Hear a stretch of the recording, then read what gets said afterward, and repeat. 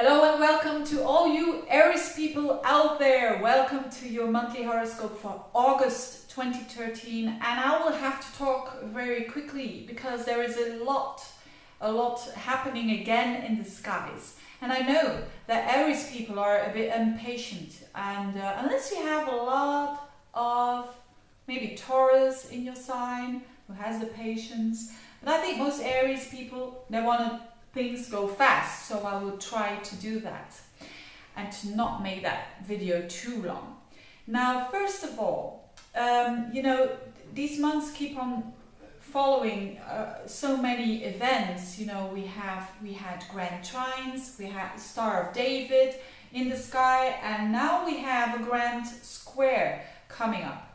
And it's so important for you Aries people because you are a cardinal sign. It's happening in the cardinal signs. So a square is about two oppositions. And I think you Aries people, you will like that because it's a bit of a confrontation. And most Aries people, they do like a bit of a confrontation because it gives them the opportunity to go forward. And that's what what the sign of Aries is all about. It wants to go forward and not to just stay in the same situation over and over again. So this is highlighted, and the planets that are involved is Venus, Jupiter, Pluto and Uranus in your sign. Uranus in your sign. So what is this all about? The most important thing is Jupiter and Pluto. It's in an opposition during the month of August. That is quite rare. And it's quite rare that it also touches the other planets like Uranus and Venus. This happens in your 10th house and in your 4th house. And the Uranus-Venus happens in your 1st and in your 7th house. In other words, all key areas of your life. You as a person, the 4th house, your home, your core, your roots. The 7th house, your relationship, your close relationships. And the 10th house, your work. So that's why it's so important for Aries people now to take advantage of what is happening now. Now, the advice that is most important is to be to be modest, I wanted to say. To be modest and to be open to other people's values, to other people's self-worth. Why am I saying this? Because it includes Venus. And Venus is not always relationships. Sometimes it also means your value system, or in this case, it's about the values of other people, because this Venus is in your opposite sign, which is nice. Having Venus in your opposite sign means that you are going to attract more Venusian people, which is not only pretty people and beautiful people, but also nice people, kind people. But the thing is, it opposes with Uranus, and it squares up to Pluto, squares up to Jupiter. What does it all mean? It means that there is a confrontation going on between, maybe if you have a relationship, it has to do with you and that other person and their value systems. It could be the case that you have to stand up very strongly for your values. That is certainly the case with Uranus in your sign. It reflects that you need to do that. You Aries people, you need to stand up for yourself, but not being too obsessive about that, because if you do that, then you will lose, you will be unsuccessful, and you will be blocked in a way.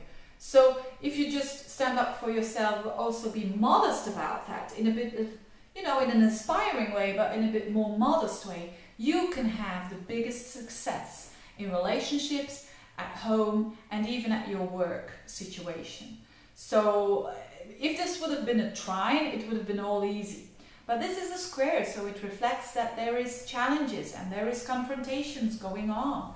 So in whatever area it has to do for you, whether it is a relationship or whether it is your work, you will have to be careful, because Aries people tend to be impulsive and tend to be, not wanting to be patient. So there's a culmination of something coming up that will change, and that you will be able to express your conviction of something, what you believe in. And as I said, if you express this in a very modest way, you will be very successful. So it could be work. Having Pluto in your 10th house can mean that you can become an authority when it comes to work. You can become very powerful when it comes to work, but using power in the good way. So also having respect of other people's, you know, maybe colleagues or maybe your boss. It means a sensitivity towards authority. So if you are resisting authority, really ask yourself why I'm doing this. Am I not doing this? Isn't this because I'm also a bit like that? Or this is also in me and this is just a lesson for me to, in order not to be like that towards other people. Maybe you're going to have a leadership role at work, could be the case as well. And if that isn't the case, it could mean relationships. If you're not having a relationship, and if you're one of those people who have been scared of relationships and not having a relationship for years and years, this is the moment to start one. This is the moment to take all your courage you have and knock on the door of that lady or that man that you are attracted to. And it will be a nice person. With that Venus transiting your 7th house, it surely will. And if you start that relationship, Venus opposing Uranus, if you read the books, it says that it's not long-term relationships. Now, in my experience, I'm sorry, this is not true. In my experience, it all depends on what you want. If you are in a situation that you want to explore, if you are 17 and you want to explore a bit, if you want to explore about life, there's nothing wrong about having a short relationship.